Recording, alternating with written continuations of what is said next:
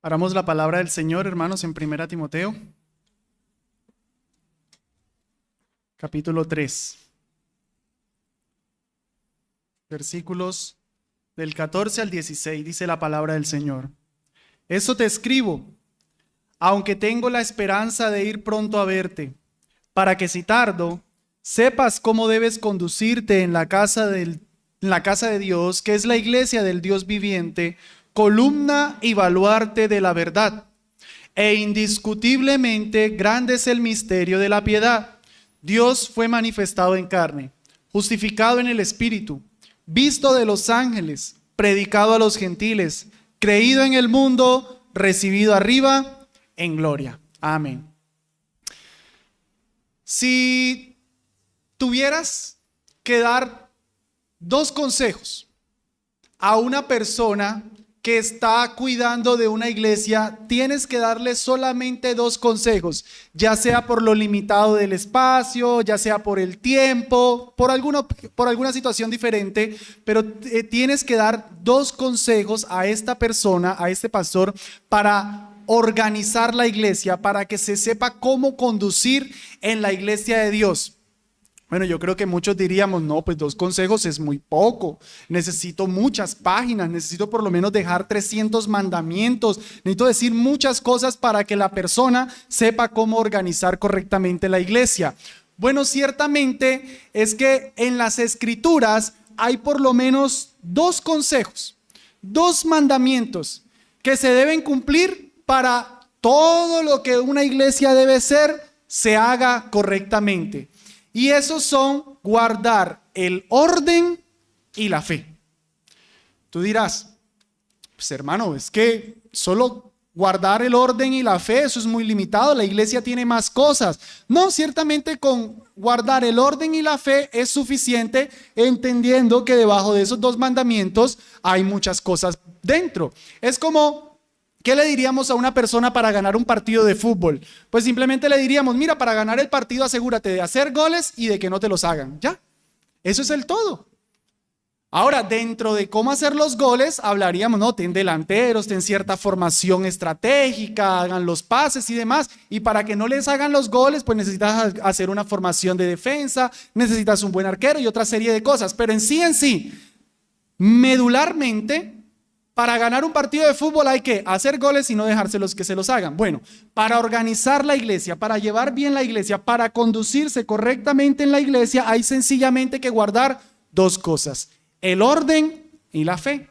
Quiero que vayamos a unos textos en Colosenses 2:5 primero, para comprobar esta sencillez que las Escrituras nos presentan para organizar una iglesia, para conducirse correctamente en la iglesia.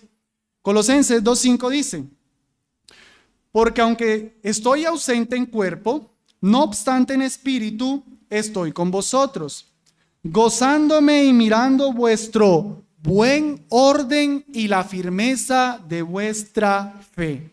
Noten, Pablo no está con la iglesia de Colosas, pero él dice que yo estoy muy contento porque ustedes estoy viendo el buen orden y la fe. Eso es todo. En 1 Corintios 14:40, Pablo dice: pero hágase todo decentemente y con orden. Hermanos, la iglesia de Corinto tenía problemas en los dones, tenía problemas de divisiones, tenía un montón de problemas, pero Pablo como que resume todo eso y dice: hágase todo decentemente y con orden. Y finalmente, 2 Tesalonicenses 3:6 dice: pero os ordenamos, hermanos, en el nombre de nuestro Señor Jesucristo, que os apartéis de todo hermano que ande desordenadamente y no según la enseñanza que recibiste de nosotros. Noten cómo se habla de sepárense del desordenado, el que no están dando en el orden, que no están dando en un orden correcto de acuerdo a la enseñanza. Con esos tres versículos quiero mostrarle entonces que guardar el orden y guardar la fe son lo más esencial para que una iglesia glorifique al Señor. En nuestro texto, ese orden y fe lo pudiéramos traducir por piedad y doctrina. El orden es lo mismo que guardar la piedad y guardar la fe es lo mismo que guardar la doctrina. Y creo que nos viene a bien entonces entender que para conducirnos correctamente en la casa de Dios, nosotros debemos guardar piedad y doctrina usando esos términos, porque ciertamente son los que las cartas pastorales más énfasis hacen. Por ejemplo, la palabra Eusebia, que se traduce piedad, aparece en el Nuevo Testamento 15 veces. De esas 15 veces, 10 están en las epístolas pastorales. ¿Eso qué nos dice? Que hay un énfasis en la piedad. Y la palabra didascalia, que se traduce doctrina, aparece 21 veces en el Nuevo Testamento, 15 en las epístolas pastorales. ¿Qué nos dice eso? Que estas epístolas tienen un énfasis en la doctrina. Entonces, hermanos, en las epístolas pastorales hay un énfasis en la piedad y en la doctrina. ¿Qué es la piedad? ¿Qué es eso? La piedad, hermanos, se refiere al correcto comportamiento de una persona. Pero no el correcto comportamiento como en un sentido de normas de urbanidad, sino el correcto comportamiento en adoración al Señor. La vida piadosa es la vida que se hace lo que debe hacer para adorar a Dios. Y la doctrina se refiere a una enseñanza, a una verdad. Acompáñenme al capítulo 4, 1 Timoteo 4, y vemos estos. 1 Timoteo 4, 6 dice: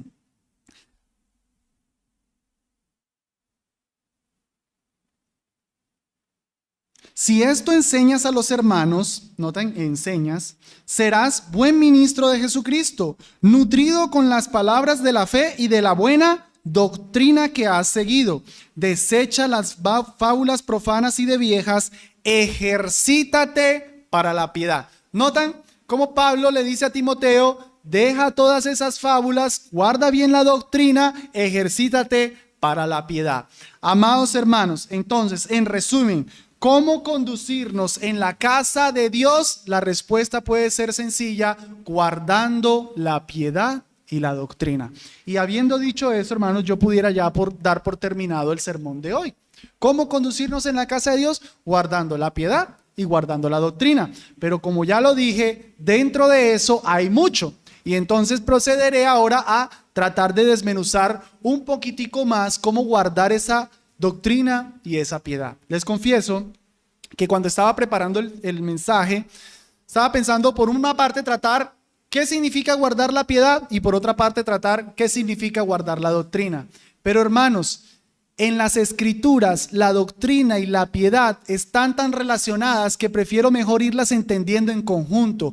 Una persona no puede andar en piedad si no anda en doctrina, si no tiene buena doctrina. Y una persona que tiene buena doctrina se supone debe andar en piedad. Esas dos cosas en las escrituras están unidas. Uno no puede decir: no, es que yo soy de los creyentes piadosos, no de la buena doctrina, sino de los piadosos, no. O alguien no puede decir: no, yo soy los creyentes de los de buena doctrina, poco de piedad, pero soy de los de buena doctrina. No.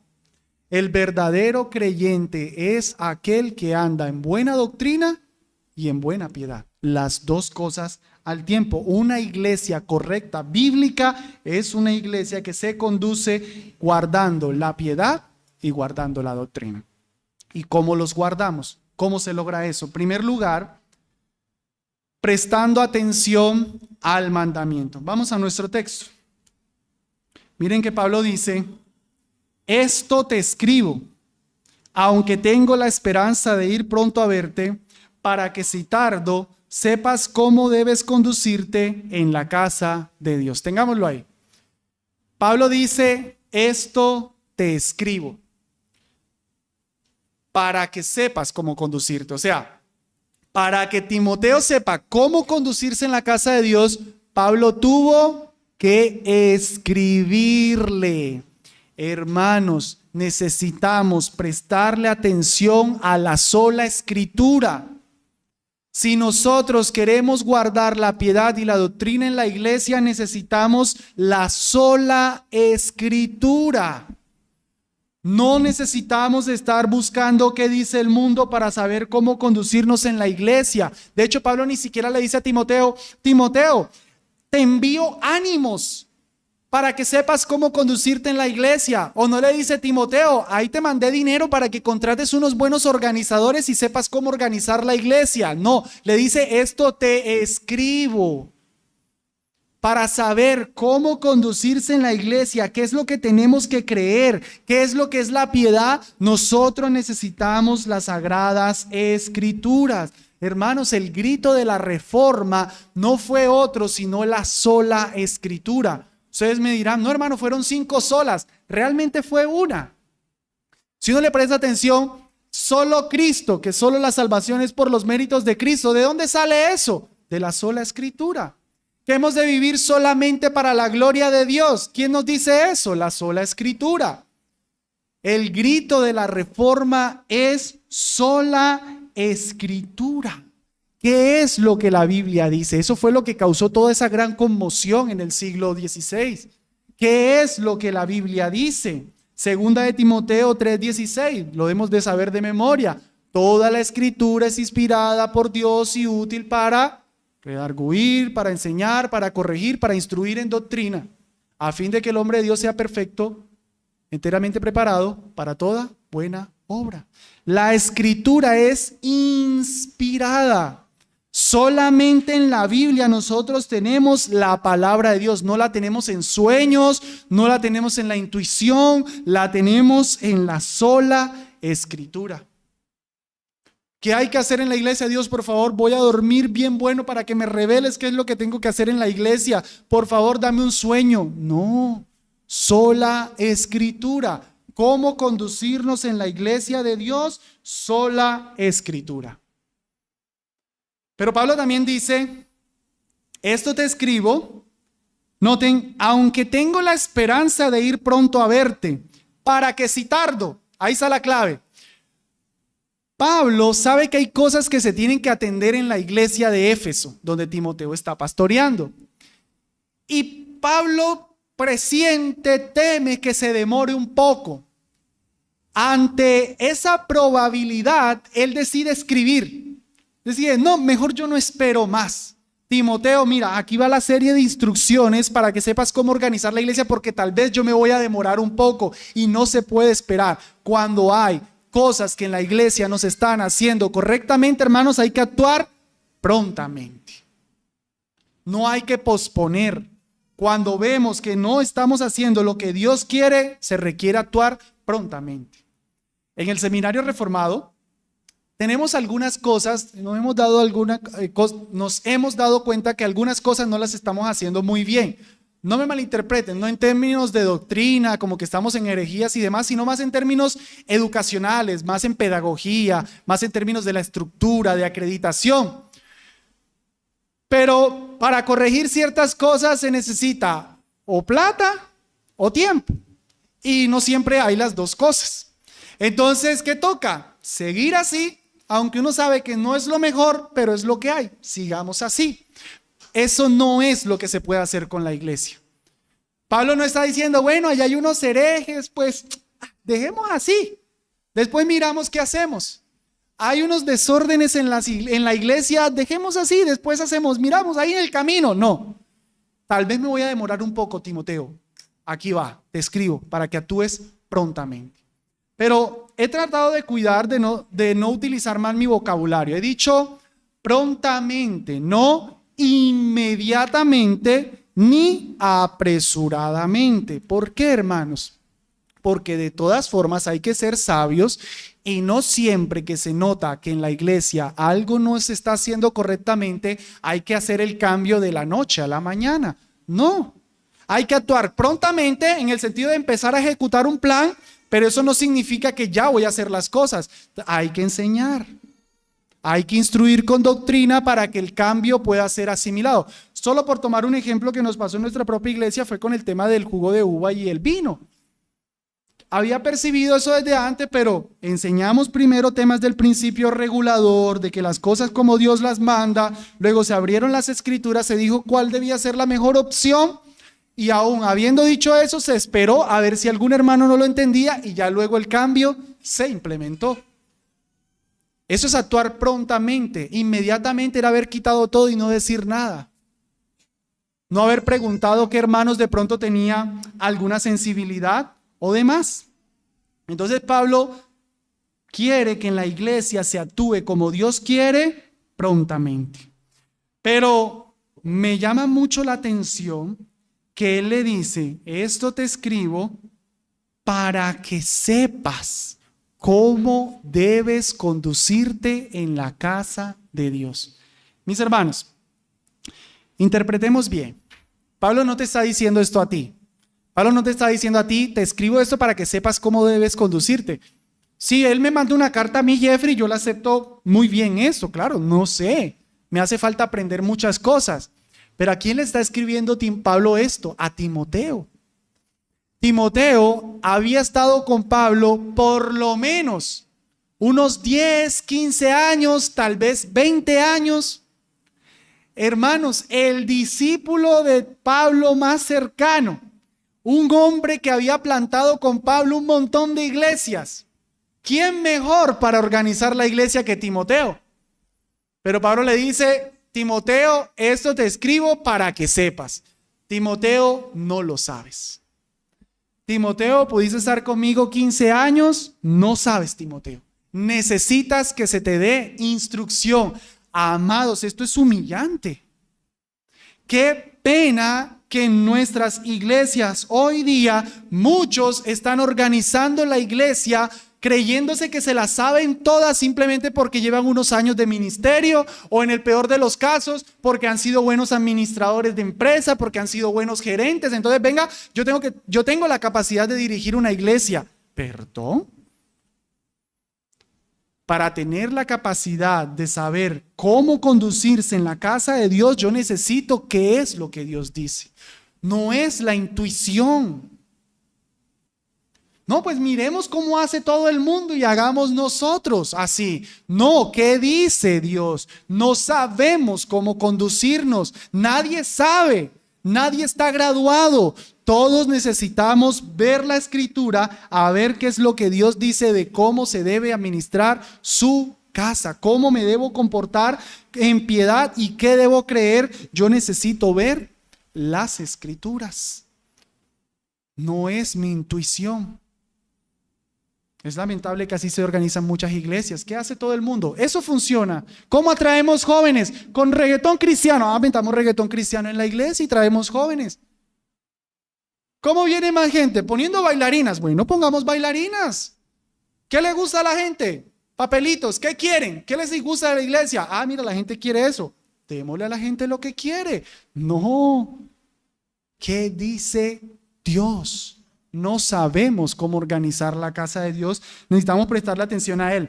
Pero Pablo le dice, inspirado por el Espíritu Santo, ¿cómo debes? No le dice cómo puedes. Hay una diferencia. No es lo mismo qué es lo que podemos hacer a qué es lo que debemos hacer.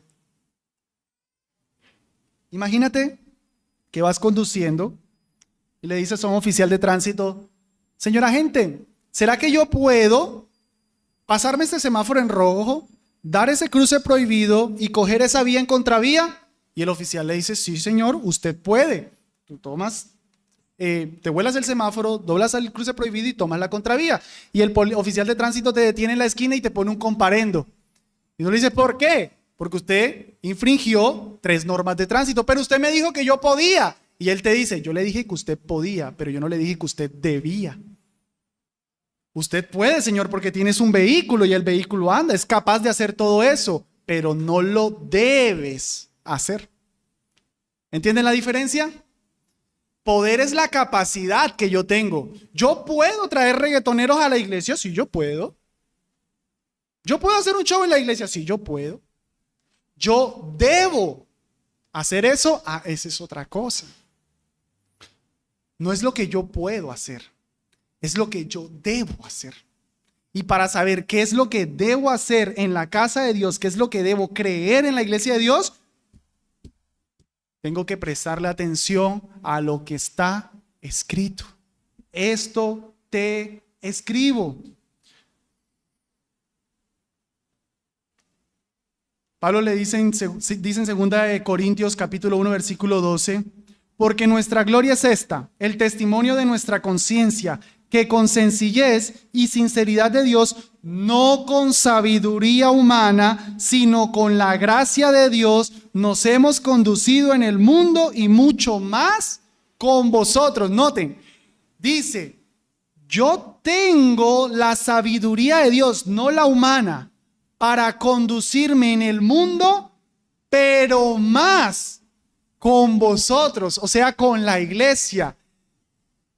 Otra vez, se requiere sabiduría de Dios para saber cómo me comporto en mi trabajo, cómo me comporto en mi vecindario, cómo me comporto en mi colegio, pero mucho más para cómo me comporto entre la iglesia. Yo creo que ningún cristiano niega que se necesita de la palabra de Dios para saber cómo ser un buen vecino, etcétera, etcétera. Pero es lamentable que cuando se trata de la iglesia, ¿qué es lo que el mundo hace? Eso traigámoslo acá. Entonces, para conducirme en el mundo, sabiduría de Dios. Para conducirme en la iglesia, sabiduría del mundo. Eso no tiene sentido.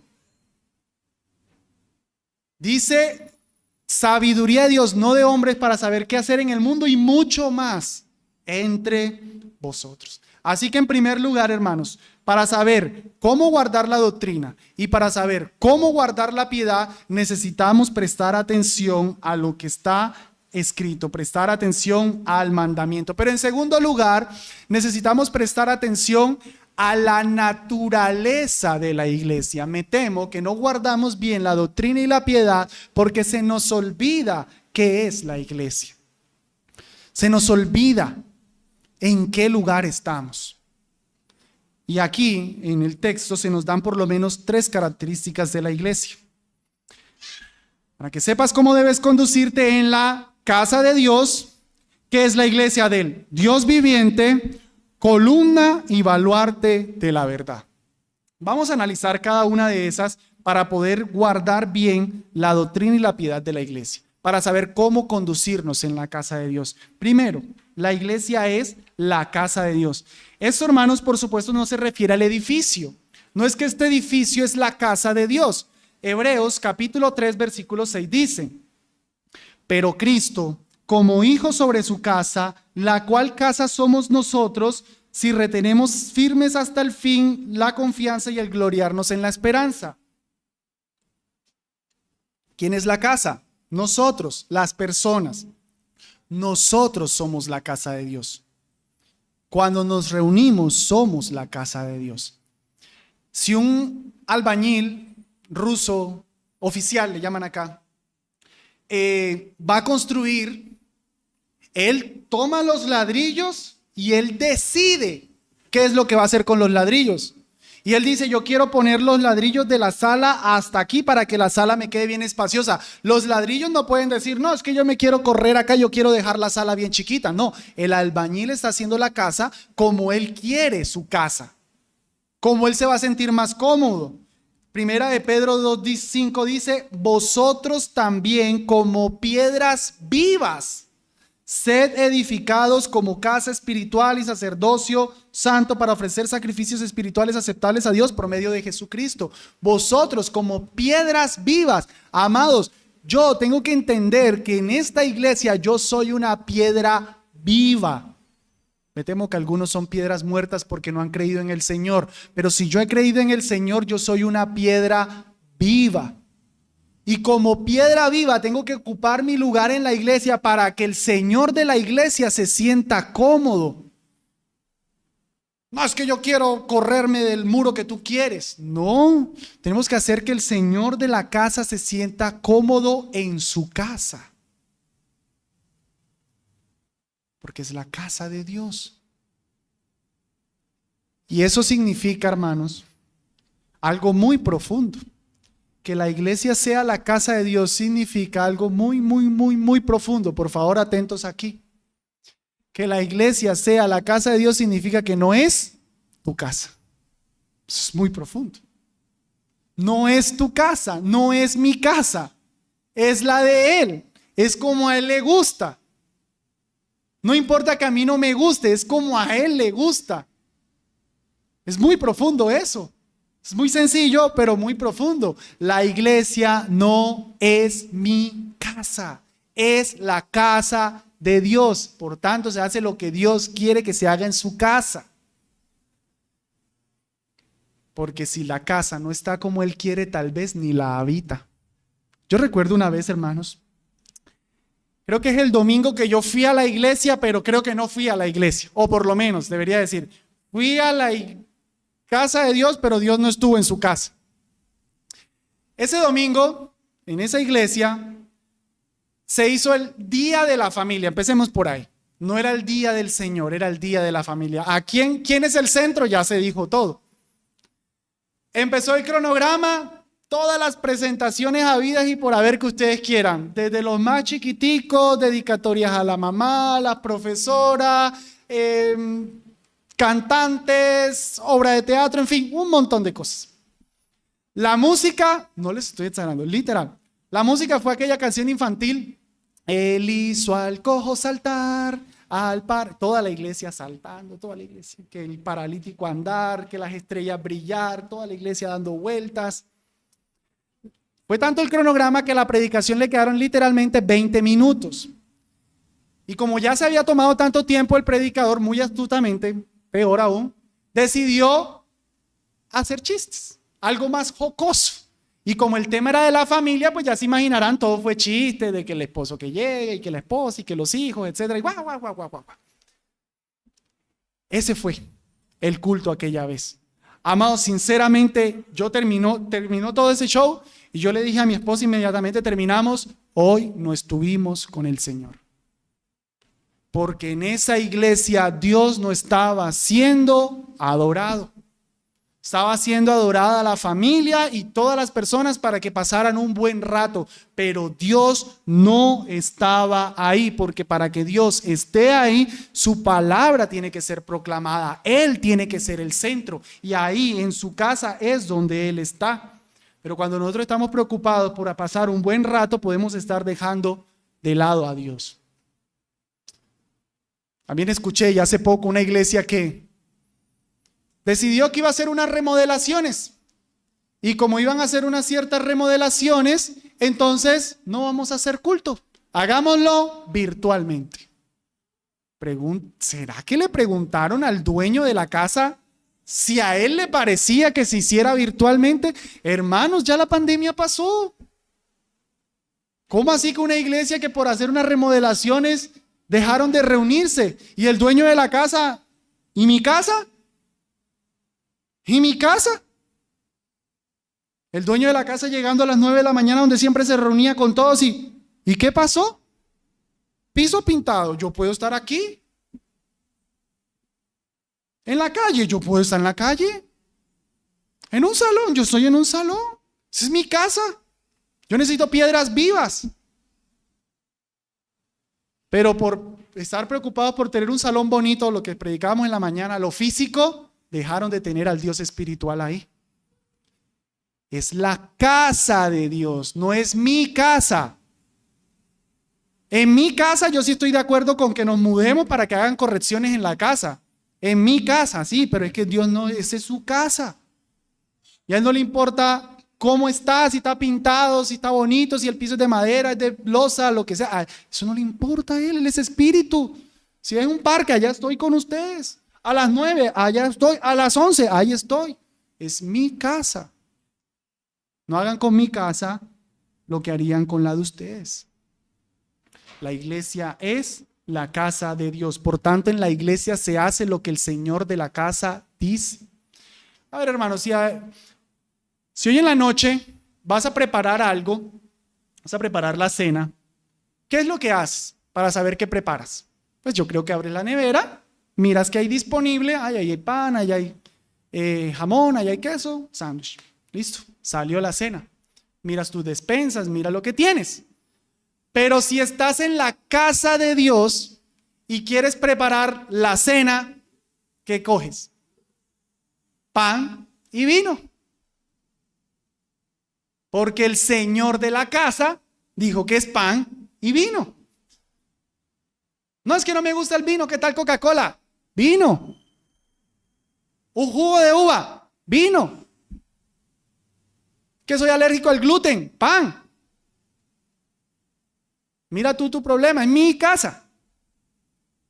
Si en mi casa se hace tarde, no sé, yo estoy por fuera, me estoy demorando, mi esposa y mi hija pueden ir comiendo, porque yo me estoy demorando. Pero en la casa de Dios, ¿qué dice Él? Esperaos unos a otros. ¿Ven? En la casa de Dios yo no puedo hacer las cosas que yo haría en mi casa. Y ahí le puse 2 ejemplos muy específicos. Hermanos, la primera verdad que nos ayuda a conducirnos bien en la casa de Dios, guardando correctamente la piedad y guardando correctamente la doctrina, es entender que la iglesia es la casa de Dios. Amén. La otra verdad que nos dice aquí es que la iglesia es de un Dios viviente. Dice, la casa de Dios, que es la iglesia del Dios viviente, en el versículo 15. ¿Por qué mencionar viviente? En el contexto, Éfeso tenía el templo de Diana, un templo imponente, grande, con una diosa muerta, con una diosa que no vivía. Pero cuando nosotros venimos a la casa de Dios, nosotros venimos delante de un Dios que está vivo, hermanos. Piensen en eso. Estamos delante de un Dios vivo. Esta verdad es la que me debe llevar a mí a conducirme correctamente en la casa de Dios. El Salmo 84:2 dice: anhela mi alma y aún ardientemente desea los atrios de Jehová. Mi corazón y mi carne cantan al Dios vivo, al Dios viviente. Mi carne desea al Dios vivo. Mi alma, todo mi ser desea al Dios vivo. No al Dios muerto. Amados, en este lugar, porque la iglesia está reunida aquí, un ser más importante que todos nosotros está aquí. Y ese ser es Dios. Amén.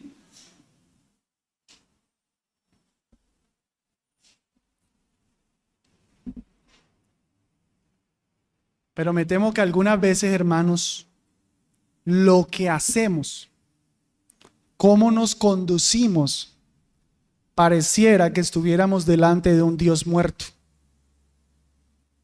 de un Dios que no le importa lo que yo estoy haciendo. A ese Dios no le importa si yo llego tarde o no llego. A ese Dios no le importa si yo estoy más pendiente al celular que a Él. A ese Dios no le importa si yo estoy pensando en lo que están predicando, estoy pensando en el sancocho de la tarde. Pero cuando yo sé que estoy en un lugar en el que el Dios vivo está, hermanos, yo me tomo las cosas más en serio. Yo me conduzco mejor en la casa de Dios cuando estoy pendiente que en la casa de Dios está un Dios vivo, no está vacía.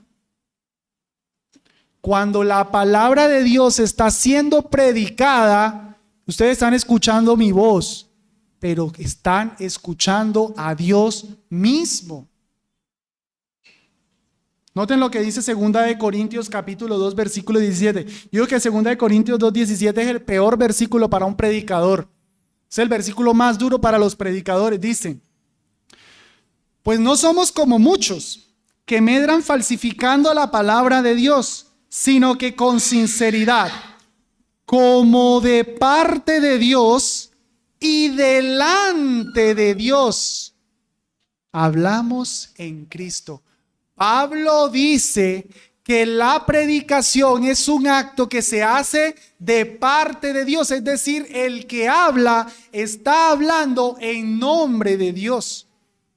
Pero es un acto que se hace delante de Dios. Hermanos, es como si Dios estuviera ahí sentado.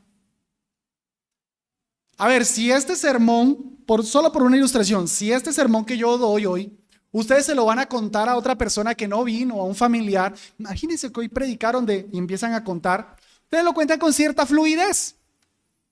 Pero si yo estoy en ese mismo salón, yo creo que ustedes dirían: ay, como que quieren tener un poquitico de cuidado de no torcer algo que yo dije. O sea, no por mí, solo por el hecho de que están recitando algo que yo dije. Entonces ya ahí uno dice como que, uy, la persona que yo estoy citando está ahí. Tengo que asegurarme que diga lo que sí dijo esa persona. Amados, eso hacemos los predicadores. Yo sé que Dios está aquí. Y por algo yo me tomo el tiempo de estudiar la palabra.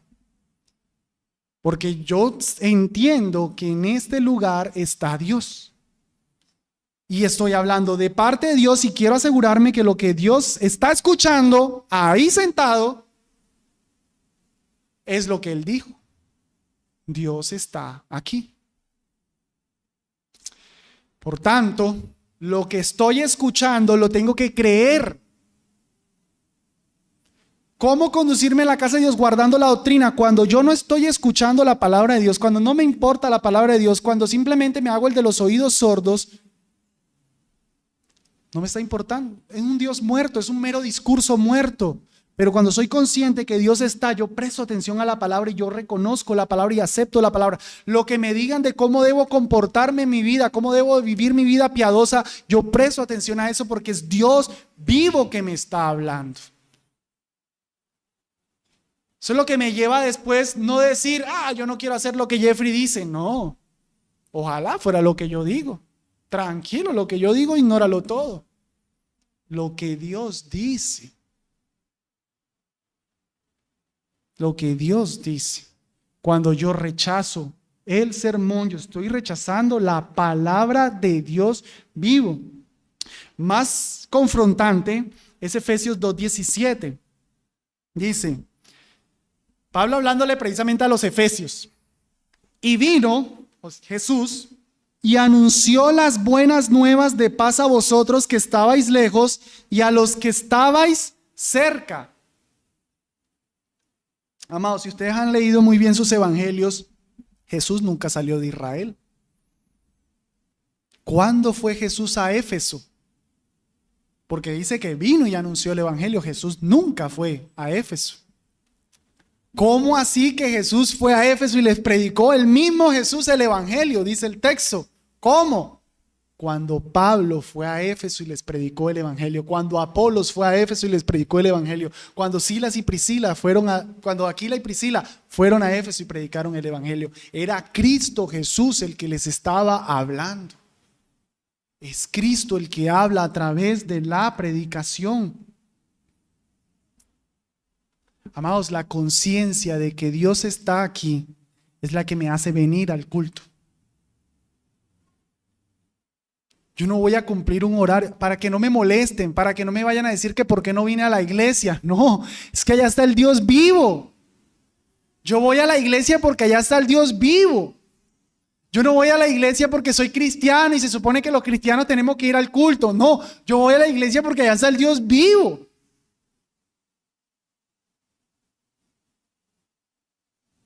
Unos hermanos viajaron a Europa una vez. Viajaron los esposos y los papás. Bueno, los papás de la chica creo que fue. Y llegó el domingo. Y ellos dijeron, queremos ir a la iglesia. Y los papás, pero ¿cómo se les ocurre si estamos en Europa? ¿Cómo vamos a desperdiciar ir a la iglesia? El Dios vivo que motivaba a esos hermanos a que me importa que estoy en Europa. Bueno, vamos a ver al Dios vivo en Europa. Si soy cristiano y estoy conociendo Europa, pues mejor vamos y conozco cómo son las iglesias de Europa. A ver si me hago un par de amigos de Europa, a ver si estoy con el Dios viviente en Europa. Es que Dios está vivo y es el Dios vivo el que está en una iglesia. Yo quiero ir, es porque está Dios, no es porque es domingo y porque estoy de vacaciones y estoy disfrutando. Es el Dios vivo el que me lleva a ir a la iglesia. Es que mi Dios está ahí. Eso es lo que me motiva. Y finalmente, hermanos, la conciencia del Dios vivo me lleva a estar adorando en todo lo que estamos haciendo. Cuando yo en medio del culto estoy esperando que se acabe porque tengo que el sancocho, se te olvidó que estás delante de un Dios vivo. Cuando yo delante del Dios vivo Estoy parándome al baño. Amados, estamos delante del Dios vivo. No tienes hora y media en la semana para estar delante del Dios vivo. Yo creo que puedes esperar el baño. Curiosamente, una amonestación muy particular a la iglesia. Curiosamente, ni los niños los veo ir tanto al baño como a los adultos. Amado hermano, a menos que sea una urgencia. Pero trata, por lo menos en el descanso, estás delante de Dios. Cuando estamos cantando, no es el momento para aprovechar y llamar al jefe. Estoy cantándole al Dios vivo. Jefe, lo siento, estoy delante del Rey de Reyes, después con usted. Así. Y el lunes te quedas sin trabajo. No, con respeto, ¿no? Amados, es el Dios vivo al que nosotros venimos. Eso es lo que me motiva a apartar el día del Señor. Cuando vamos a las playas vivas, al San Andrés, a la Barranquilla, a la Cartagena, qué sé yo, desde el día anterior, doblando la ropita, alistando la maleta porque vamos a ir a la playa. No, mañana te vas a encontrar con el Dios vivo, organízate. No quieres estar corriendo, no quieres llegar turbado. Vas a estar con el Dios vivo. Amado, no hagan nada de eso por mí. Ni siquiera lo de las interrupciones en el culto. De una llamada, quiero decir. O algo así. Es Dios. Por mí, no soy importante. Es Dios. Yo no examino el corazón de nadie. Si cuando están cantando quieren quedarse en silencio, no les importa. Yo eso no lo examino. Si se están durmiendo, yo ni siquiera sé si lo están haciendo porque se prefirieron trasnochar o qué sé yo. Yo no miro eso. Dios lo mira. Yo estoy hablando de parte de Dios. Es a Él, no es a mí. Por mí, que le suene el celular a todos, que todos se levanten, que todos hablen entre sí, por mí. Pero que no es mi casa, es la casa de Dios. Y la iglesia es columna y baluarte de la verdad. Eso me ayuda a mí a comportarme correctamente en la casa de Dios. La iglesia es columna y baluarte. Eso nos habla de lo que la iglesia hace con la verdad. La iglesia como columna, hermanos, es la que muestra la verdad. De pronto la idea de columna a nosotros nos da la idea de que sostiene. Pero realmente la idea de sostener está más en el baluarte. La idea de columna es más como que sobresale. El templo de la diosa Diana tenía 127 columnas muy esplendorosas, llenas de oro. Era una de las maravillas del mundo antiguo. Y Pablo es como si le estuviera diciendo a la iglesia, miren esas columnas llenas de oro y todo. Ustedes, la iglesia, son la verdadera columna. Ustedes son los que resaltan la verdad. Ustedes son los que la hacen ver bonita. Por eso es que la iglesia guarda la doctrina. Y la enseña y la modela. Porque no somos una iglesia bíblica solamente porque predicamos verdad. Somos una iglesia bíblica porque vivimos la verdad. No es solamente la doctrina, es también la piedad. Por eso les digo que las dos cosas van juntas. Y la iglesia como baluarte entonces sostiene la verdad. La iglesia, hermanos, nosotros como iglesia somos los que todavía decimos el matrimonio es honroso. Nosotros como iglesia somos los que todavía decimos la homosexualidad es pecado, el adulterio es pecado, el aborto es pecado, el varón es la autoridad. Como iglesia todavía somos los que decimos eso. Como iglesia no hemos de ceder al mundo. Muchas veces en los estudios bíblicos personales me encuentro con algún comentario y cuando quieren negar una verdad siempre salen con el tema de los tiempos han cambiado. Eso era hace muchos siglos. La verdad de Dios no cambia. Y la iglesia es la que sostiene la verdad. No nos importa que al mundo no le parezca. Dios dice que es verdad y la iglesia tiene la responsabilidad de sostener esa verdad. Entonces nosotros la sostenemos, nosotros la anunciamos, tanto por el discurso como por el ejemplo, por la piedad que adorna esa verdad. La iglesia, hermanos, es columna y baluarte de la verdad. Y después de haber declarado que la iglesia era la columna y el baluarte de la verdad, en el versículo 16 se nos va a decir qué es esa verdad o cuál es esa verdad que la iglesia tiene que anunciar. Advierto, mis hermanos, que en este punto voy a hacer lo que se llama como un excursus. Voy solamente a decirlo, pero Dios mediante dentro de 8 días lo quisiera profundizar un poco más, porque el misterio de la piedad que está en el versículo 16 tiene muchísima riqueza para cubrirlo en unos pocos minutos. Ahorita solo lo voy a mencionar, pero luego quisiera que pudiéramos entender un poco más esta preciosa verdad que la iglesia es la que tiene que anunciar y vivir. Dice Pablo en el versículo 16, e indiscutiblemente grande es el misterio de la piedad. ¿Y qué es ese misterio? Dios fue manifestado en carne, justificado en el Espíritu, visto de los ángeles, predicado a los gentiles, creído en el mundo, recibido arriba en gloria. Pregunta, ¿de quién está hablando?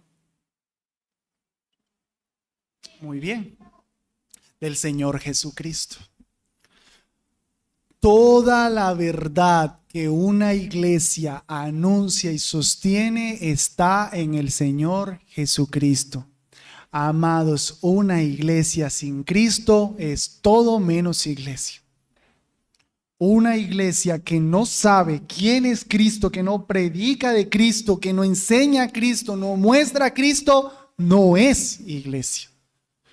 Por muy bonita que sea, porque tengan local, porque sea grande, porque tengan show, no es iglesia. Cuando Pablo dice la verdad que la iglesia anuncia, sostiene, habla de la obra de nuestro Señor Jesucristo. Todo lo que nosotros somos como iglesia, lo somos en Cristo Jesús. Una iglesia puede fallar en su escatología. Una iglesia puede fallar incluso en temas de las formas de la adoración, pero una iglesia jamás puede fallar en lo que entiende de Cristo. Jamás. ¿Qué creemos de Cristo? Noten, hermanos, que esta verdad es altamente reconocida. Él dice indiscutiblemente. O sea, esa palabra se refiere como nadie puede decir nada de lo contrario, pero también significa todo el mundo conoce esto. Y amado hermano, amada hermana, si por lo menos en panorama no sabes qué es que Dios fue manifestado en carne, justificado en el Espíritu, visto de los ángeles, predicado a los gentiles, creído en el mundo y recibido arriba en gloria, creo que estás viendo mucho Netflix. Creo que hay que prestarle más atención a la verdad que debemos enseñar. Porque se supone que eres una roca de la iglesia y esto es lo que la iglesia tiene como fundamento. Y si tú no entiendes que es que Dios se manifestó en carne, pues entonces, ¿qué hermano eres? ¿Qué cristiano eres? ¿Qué roca viva de la iglesia eres? No estoy diciendo que todos deben ser capaces de predicar un sermón de esto, no. Yo mismo estudiándolo necesité profundizar algunos asuntos. Estoy diciendo que por lo menos deberíamos tener una concepción de eso y entre más la tengamos, mejor. Porque se supone que es la médula de la iglesia. Y cuando le llama misterio, grande es el misterio de la piedad, está significando que esta verdad no la podemos conocer a menos que sea por revelación. Un misterio no es algo que es incomprensible. Un misterio en las escrituras no es algo que no se puede saber. Un misterio en las escrituras es algo que no puede ser conocido a menos que Dios lo revele. Eso es un misterio en las escrituras. No es como las religiones de misterio, sino son cosas que la lógica humana, los estudios universitarios no me van a ayudar a entender. Necesito que Dios me lo revele. Esta mañana estábamos viendo que nadie conoce al Padre sino el Hijo, y nadie conoce al Hijo sino el Padre y aquel a quien el Hijo lo quiera revelar. Mateo 11:27. A que el Hijo lo quiera revelar, ese es el que conoce el misterio. Ese es el que conoce el misterio de la piedad. Amados, ¿quieren hablar de cosas profundas en la vida cristiana? No estén hablando de supralapsarianismo, infralapsarianismo. Es que yo sí soy teólogo, yo sí sé. No, habla de Cristo. Habla de Cristo. Eso es lo que verdaderamente es profundo. Que Cristo fue encarnado, que fue predicado, que fue recibido arriba en gloria. Eso es lo profundo. Eso es en lo que hay que gastarse la vida. Y, en último lugar, este precioso misterio de la piedad promueve la piedad. Note que dice, la iglesia es columna y baluarte de la verdad. Y luego dice, grande es el misterio de la piedad. Yo hubiese preferido que dijera, grande es el misterio de la verdad. Porque va a decir, ¿cuál es la verdad? Ah, bueno, grande es el misterio de la verdad. Pero dice, de la piedad. ¿Por qué? Porque como se los he dicho, la piedad y la verdad van juntas. Yo no puedo tener piedad si yo no entiendo lo que es la doctrina. Grande es el misterio de la piedad y describe cosas doctrinales. Porque para tener piedad yo necesito tener doctrina. Y cuando tengo doctrina, tengo que tener piedad. En Tito 2, Pablo le dice a Tito, enseña lo que está de acuerdo a la sana doctrina. Y uno diría, bueno, va a hablar de Trinidad, de elección. Que los ancianos sean sobrios, que las ancianas sean maestras del bien, que las mujeres aprendan esto, que los jóvenes sean prudentes. Cosas prácticas, cosas de la piedad. Porque la doctrina me lleva a la piedad. Si yo no tengo doctrina, no tengo buena piedad. Hasta ahí. Dentro de 8 días, espero que si el Señor nos los da, podamos disfrutar un poco más, profundizar un poco más en lo que es este misterio, en que Dios fue manifestado en carne, justificado en el Espíritu, visto de los ángeles, predicado a los gentiles, creído en el mundo, recibido arriba en gloria. ¿Cómo conducirnos, hermanos? En la casa de Dios, 2 cosas: guardando la piedad y guardando la doctrina. Para ser una iglesia bíblica, nosotros necesitamos guardar muy bien la doctrina. Para saber qué enseña Dios y qué quiere que creamos, Biblia. Y para saber cómo ser piadosos, Biblia. ¿Qué hay que hacer en el culto? Biblia. ¿Qué tengo que hacer fuera del culto? Biblia. ¿Qué tengo que creer en el culto? Biblia. ¿Qué tengo que creer fuera del culto? Biblia. ¿Cómo conducirnos en la casa de Dios? Biblia. ¿Qué es lo que el dueño de la casa dice? Y para poder conducirme correctamente en la casa de Dios, necesito saber qué es esta iglesia. ¿Qué es? La casa de Dios no es la mía. Que hay un Dios vivo, no hay un Dios muerto, y que es columna y baluarte de la verdad. No puedo estar negando la verdad, no puedo estar rebajando la verdad, no puedo estar menospreciando la verdad. Yo necesito conocer la verdad de Dios. Amén. Vamos a orar.